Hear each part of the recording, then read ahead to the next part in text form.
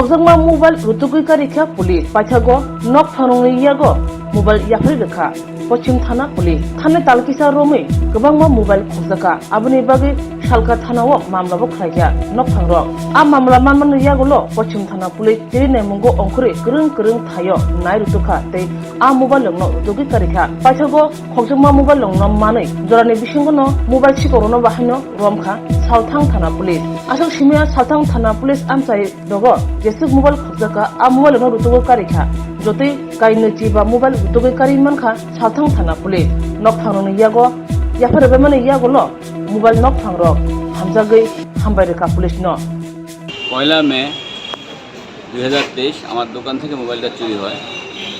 চুরি হওয়ার ঘণ্টাখানেকের মধ্যেই থানাতে জিডি এন্ট্রি করি। আজকে জুলাই 23 অর্থাৎ 2 মাস 23 দিনের মাথায় পশ্চিম থানার তত্ত্বাবধানে এবং তাদের কর্মতৎপরতার মধ্য দিয়ে ফোনটা ফিরে পাই এবং আমার মতো আরও অনেক আমার সাথীরা এই হারানো মোবাইল ফিরে পায়। এই জন্য পশ্চিম থানার আমাদের মাননীয় ওসি সাহেব সহ সমস্ত আধিকারিক এবং আমাদের আরক্ষা দপ্তরে যারা আছেন তাদেরকে আন্তরিকভাবে সশ্রদ্ধ ধন্যবাদ জানাচ্ছি এবং তাদের কর্মতৎপরতাই আমরা এই মোবাইলটা ফিরে পেয়েছি। এবং এর মধ্যে যে একটা বার্তা যে আরক্ষা প্রশাসন যে আমাদের জনগণের পাশে আছে এবং জনগণের জন্য কাজ করে যাচ্ছে নিরন্তর, তাদের কর্মপ্রচেষ্টাকে আবারও ধন্যবাদ জ্ঞাপন করছি। মোবাইল রিকভারি করা হয়েছে।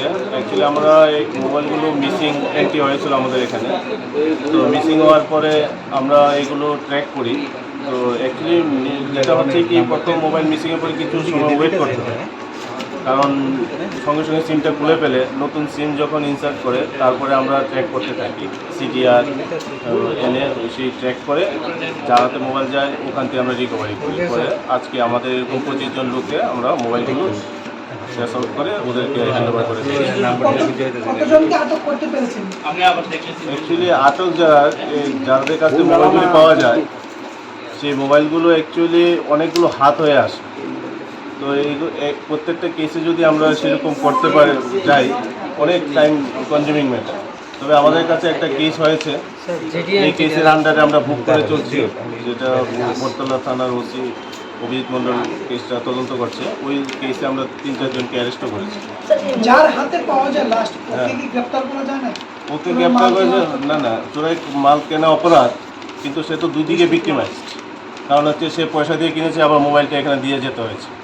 তো সেই সেন্সে আমরা অনেক সময় সেটা ওভারলুক করি।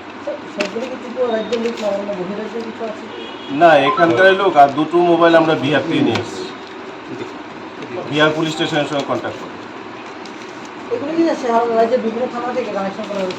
হ্যাঁ, একটা তো গন্ডাছড়া, একটা উদয়পুর, এরকম বিভিন্ন জায়গাতে আমরা মানে কমিউনিকেশন করে ওগুলো রিকভারি করে নিয়ে এসেছি।